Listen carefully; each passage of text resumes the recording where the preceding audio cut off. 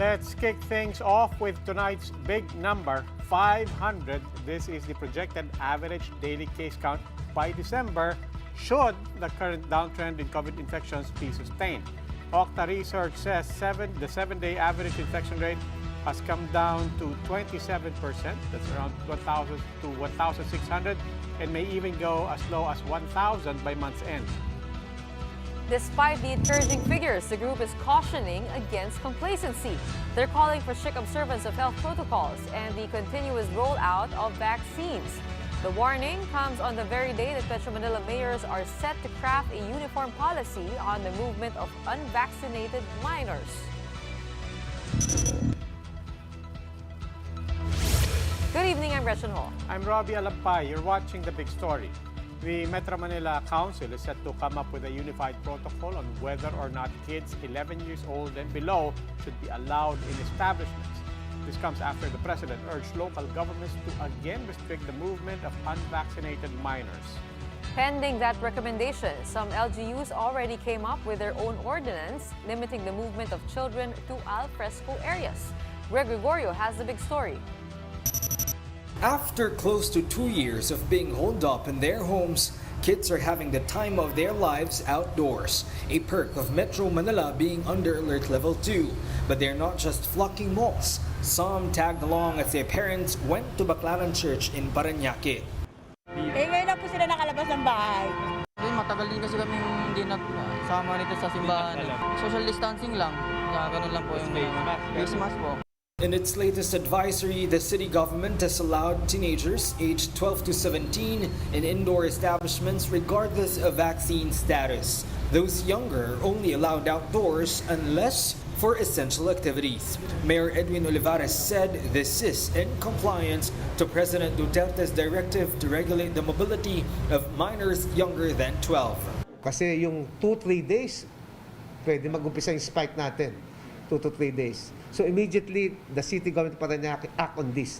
For the Philippine Pediatric Society, it's better for children to stay at home to avoid the risk of infection. We just exercise due diligence kung tayo ay lalabas for a very good reason. Dahil ang mga bata po walang bakuna. But Presidential Advisor for Entrepreneurship Joey Concepcion tells Business World Live there should be some leeway for minors, especially as the holiday season nears.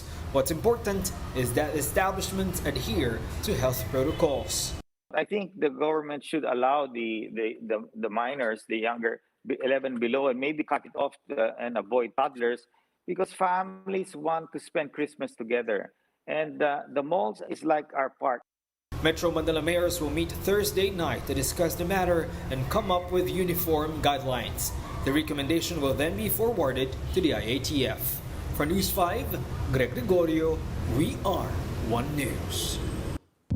As numbers continue to come down, the Octa Research Group is seeing a possible relaxing to alert level 1 in Metro Manila by December. In today's Laging Handa briefing, Professor Guido David said positivity rate in the region is now at 3%, well within the 5% standard of the World Health Organization. They estimate cases could reach 200 by month's end, with positivity rate at just 2%. To maintain this, however, Octa is urging the public to get fully vaccinated and to continue following minimum health standards. So far, if the trend holds, mukhang kaya natin mag-level 1 by December. Iwasan ho natin yung overconfidence. The worst thing that we can do as a country right now is to underestimate the virus and overestimate our achievements. Hindi ho pwedeng mga large gatherings. These are the other big stories tonight. Shipments of Merck's antiviral drug Molnupiravir has finally made its way to the country. The drug maker has already filed for emergency use authorization. The Commission on Elections has just given the camp of Bongbong Marcos extra 5 days to answer a petition to cancel his candidacy. The man behind the motion, the Solicitor General during his father's martial rule. And Potterheads, time to return to the wizarding world. The cast of the Harry Potter series are reuniting to relive their adventure from 2 decades ago. These big stories after the break.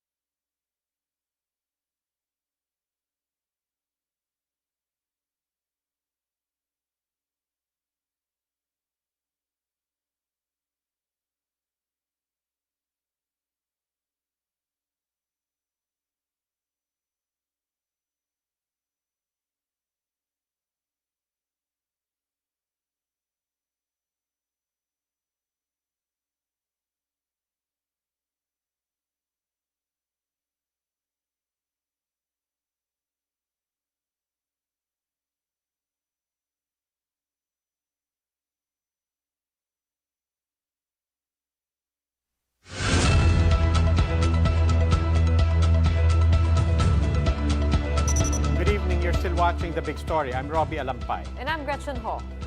Administering COVID-19 booster shots is a race against the clock, as the vaccine expert panel reminds everyone. Having them too soon will not yield additional immune response, and having them too late will not save the already dying antibodies. Mobile journalist Jacob Lazaro gives us a front seat to the story.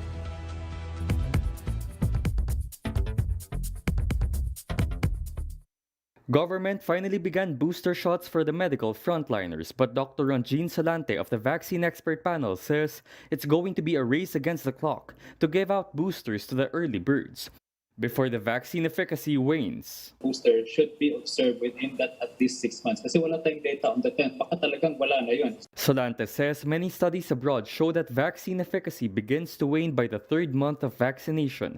It's been 9 months already since the country began its vaccination drive in March, beginning with medical frontliners and senior citizens. Vaccine experts are concerned that by the 10th or 12th month without boosters, the body's COVID-19 antibodies could have completely disappeared. The health department, it hopes to begin booster shots for senior citizens and those with comorbidities by next week. But at the same time, the country is grappling with vaccine logistics and vaccine hesitancy. So far, 40.1 million Filipinos have been given at least one dose of the COVID vaccine, or roughly a third of the population. Vaccine expert panel head Nina Gloriani urged the public not to delay getting boosters as soon as they become eligible. So we are actually opting more for homologous, pareho. Likewise, Salante cautioned getting the 3rd dose too early, as doing so could have little to no effect on your immunity. For now, the health department is not sure on how long will booster immunity last. But Salante says based on recent studies, those who got their 3rd dose showed 2 to 3 times more antibodies compared when they got their 2nd dose. Mobile journalist Jacob Lazaro, we are One News. The first shipment of Merck's antiviral pill Molnupiravir has finally landed in the Philippines. Local pharmaceutical Faberco Life Sciences was tasked to distribute the drug in the country. RightMed was tapped to ship it to hospitals as well as medical facilities. The drug, though, is still not commercially available. Merck has already applied for emergency use authorization last week, says the local Food and Drug Administration. And so far, Molnupiravir has acquired compassionate special permits in 31 hospitals in the country. Studies show that the pill can cut hospitalization by 50% among COVID patients.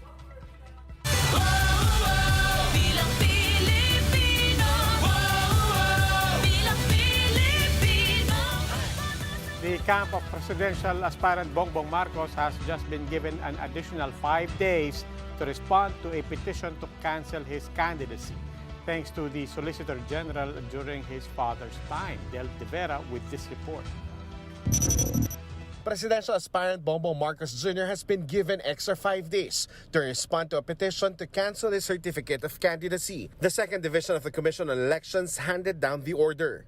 Nakalagay, so from November 16 or until November 22. Kasi nga, I think the 21st falls on a Sunday. So you have to file it the next working day. Marcos Jr.'s camp received the notice on November 11. According to COMELEC rules, respondents have 5 days to answer. So how did Marcos obtain an extension? The man who made the motion to extend is his new legal counsel, Estelito Mendoza. Mendoza is the Solicitor General of Marcos Sr. during martial law. In his motion, he said he was only hired November 15, a day before the deadline. He said he was constrained to ask for an extension to prepare an adequate response. The petitioner's counsel, former Supreme Court spokesperson Ted Tess, said the COMELEC is flouting its own rules by granting the extension, but the Marcos spokesperson believes otherwise. He knows that. A lot of things of similar nature are happening and happened in the Supreme Court even during his time. A total of 4 petitions have been filed before the Commission on Elections to block Marcos's presidential run. 2 petitions sought to cancel his candidacy, one to declare him as nuisance, and another seeking to disqualify him. The first petition was filed on the back of Marcos's previous conviction over a tax case. In a statement, Marcos's camp insisted that the COMELEC has no power to review, amend, modify, or nullify any decision by the Court of Appeals, something the poll body is countering. COMELEC can motu proprio disqualify anyone. It will come to its own decision whether or not something requires initiative on the part of the COMELEC. Otherwise, the proper way to do it is to filing a complaint. There's no automatic disqualification. A preliminary conference meeting discussing the petitions to cancel Marcos's COC will take place on November 26. For News 5, Dale De Vera, we are One News. Marcos Jr. skipped a forum which featured presidential aspirants and their plans for their first 100 days in office. Free housing, free COVID testing, and more ayuda. These are just some of the things the presidential candidates are promising. Mobile journalist Pamela Vasquez gives us a front seat to the story.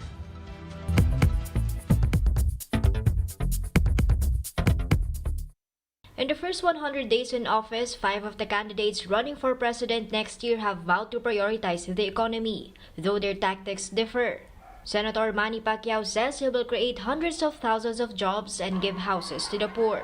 But he didn't specify where he will get the budget for free housing. Mag-focus tayo sa pagbalik ng normal na ekonomiya natin. Yung mga wala pong bahay, bibigyan po natin sila ng bahay. Meanwhile, Senator Bongo says he will expand his Malasakit Center initiative, which helps poor patients with their medical bills. There are now 149 and we will double it in my first 100 days. My goal is that every public hospital in the country will have a Malasakit Center. But he also vowed to carry on with President Duterte's war on drugs. You can expect the same strong stance in the government's fight against corruption, criminality, and drugs. For his part, Senator Ping Lacson has promised to sign a bank secrecy waiver on day 1 of his presidency to signal a clean government. He also says he will work to provide free COVID-19 testing and treatment for everyone. We will fully fund our existing gaps that will lead to the full implementation of the Universal Healthcare Act. Vice President Leni Robredo took it one step further. We'll set aside 216 billion pesos in the national budget for ayuda distribution to protect families from hunger and provide them with their basic needs without being forced to go to work. Meanwhile, Manila Mayor Isko Moreno is pushing hard to cut taxes on oil and electricity. The DOF has warned that cutting excise taxes could affect next year's COVID-19 recovery measures. It is true that this will be a loss of substantial enough revenues for our government. It will also alleviate the sufferings of our people. The candidates spoke at a forum organized by the Philippine Chamber of Commerce and Industry, which former Senator Bongbong Marcos skipped. Mobile journalist Pamela Vasquez, we are One News.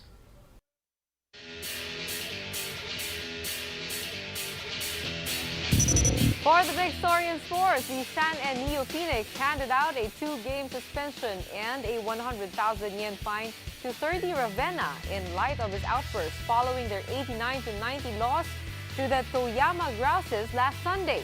In a statement, the Japanese club gave the punishment to Ravenna for damaging a sponsor signboard at the Toyama City Gymnasium. And as a result, Ravenna will miss San N's matches with the Seahorses Mikawa on December 4 and 5. Ravenna has since apologized for the incident.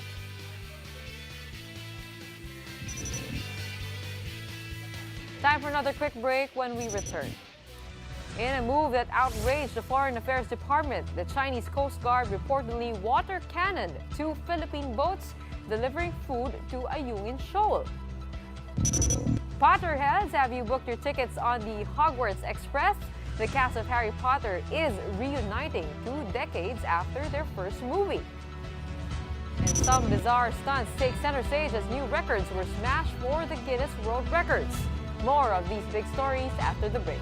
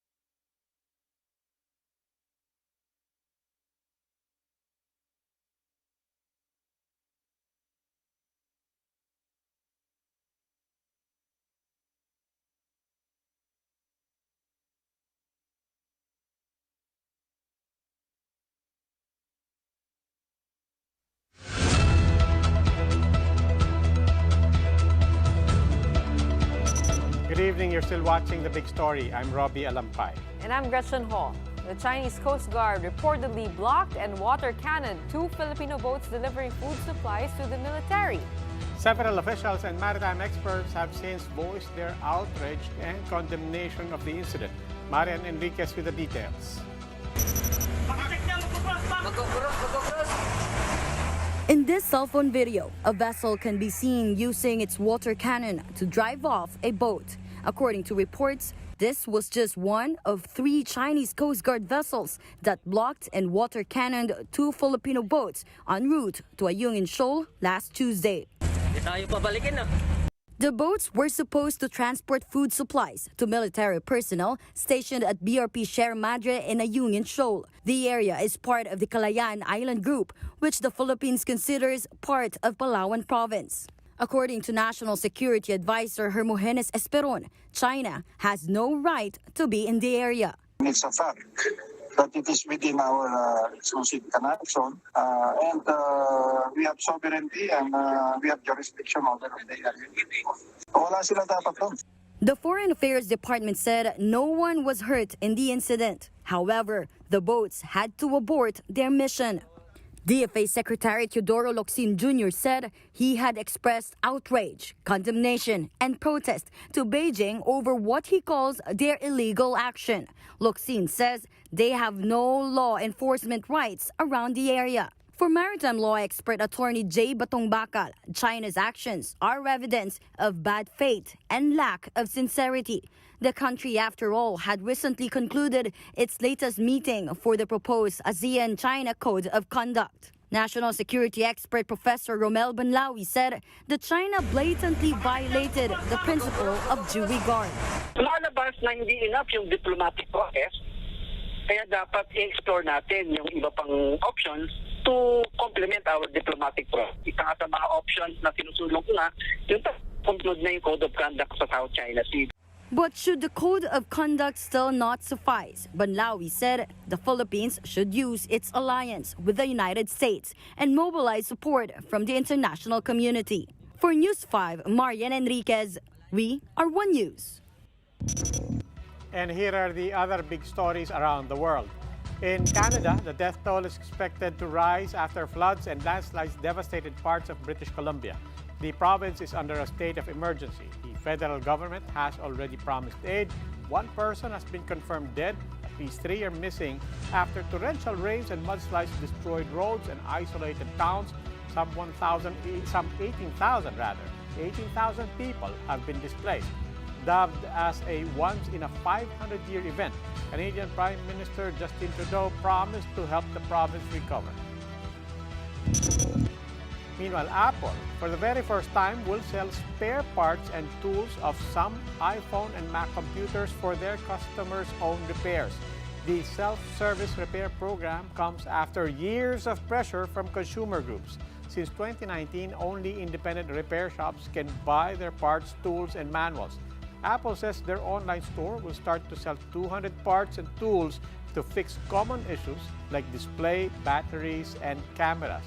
It will start in the U.S. by next year.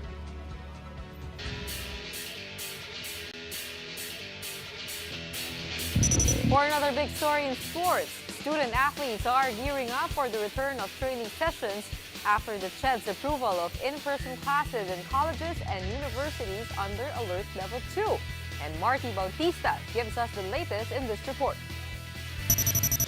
It's been almost 2 years since UAAP sports fans have seen action. News 5 had the chance to check in with some of our favorite UAAP stars. Ateneo Lady Eagle Vannie Gandler came in last 2019 as a rookie, and now she stands as one of the seniors ready to lead the brigade. We took this time to focus more on our individual skills that we need to work on, so that when we get back to actual training, we can work more as a team. Ateneo Blue Eagles big man Angelo Kawame shares the same sentiments. Kawame said that during the lockdown, he even got himself a personal trainer. I've been doing good, trying to keep myself in shape, every single morning, working out by myself, like body weight workout, and also I had the trainer, It's just the physical aspect. Vanny and Ange are now both standing in as seniors for their respective UAAP teams, and according to them, they're ready to hit the courts.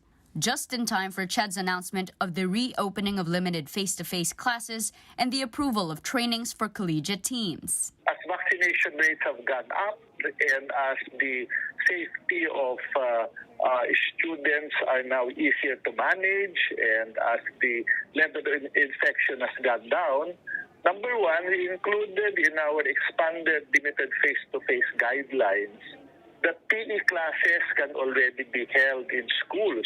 As of the moment, Ched has given the go signal for schools to resume training. But when it comes to the regulations surrounding collegiate competitions, it all boils down to the decision of individual schools.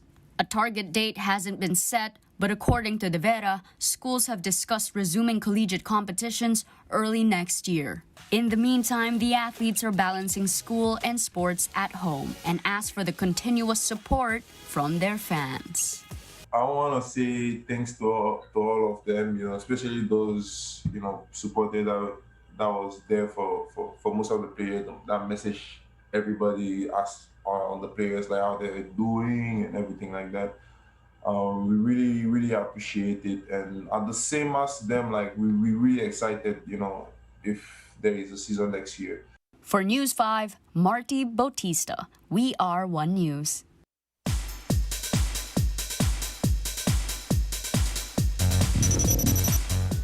Bloody hell.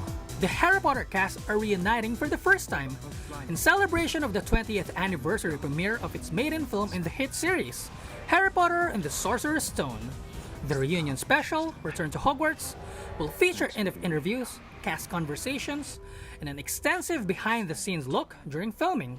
Headlining the reunion, the golden trio of Daniel Radcliffe, Rupert Grint, and Emma Watson, as well as director Chris Columbus. Other alumni joining the special include Tom Felton, Ray Fiennes, and Helena Bonham Carter. Apparently, Harry Potter author J.K. Rowling would not join the special. J.K. has been criticized time and again for her transphobic remarks. Return to Hogwarts will premiere on HBO Max New Year's Day. Nick Garcia, We Are One News. It's that time of the year again to add more pages to the Guinness Book of World Records. And this year's edition may have just seen the most colorful and out-of-this-world record breakers yet. British gymnast Ashley Watson broke his own record for the farthest backflip between two horizontal bars. In China, Zhang Xuan pulled a car for 50 meters while hand walking. And his official time, 1 minute and 13.27 seconds lang naman. Wow! American Tyler Phillips broke records for the most consecutive cars jumped over using a pogo stick. Luksumba ka. Grabe. Laura Biondo of Morocco, meanwhile, bagged 2 world records, the most double around-the-world ball control tricks in 1 minute, and the most sit-down football crossovers in 30 seconds.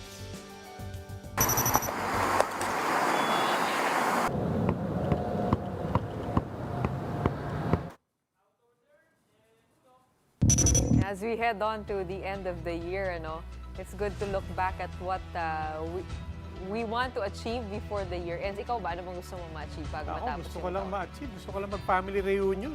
Oh. I'm really just looking forward to having that Noche Buena. Ay nga, actually, sa Chiefs, tuwing may guest kami, yan ang tanong ko eh. Pwede ba kami mag-Noche Buena? Pwede ba mag-Noche Buena? Ako na-achieve ko na yung gusto ko for the yun? year. Yung maipakilala sa'yo SB19. Ayun. Oo, para malaman ng mga tao, mga viewers natin, saan ba nila makikilala at ang SB19? Nagre-review na po ako yung Puma Podcast. We just came out with a nice, really real podcast under our Musikalikot title. Meron diyang P-POP 101, SB19. Of course, you can't talk about P-POP without talking about SB19. Tama, tama. Di ba? Let's get educated. Mission achieved for the year. Well, that wraps up today's big story. Catch us again tomorrow at 8 p.m. on Signal Channels 8 and 250. Please like our Facebook page, One News. For more in-depth analysis, visit our webpage, onenews.ph. Mask on. Wash hands. And stay safe, Philippines. I'm Robbie Alampay. And I'm Gretchen Ho. 37 days to go for Christmas. Ako doon. Ho, ho, ho! O yan, o yan. Tuloy pa rin ang Pasko, mga kapatid. 37 days. Ating samahan, di mapigil.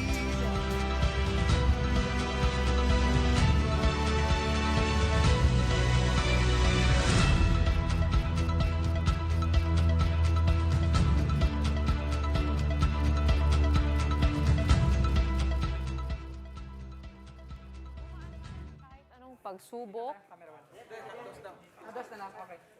Ay, dito ako.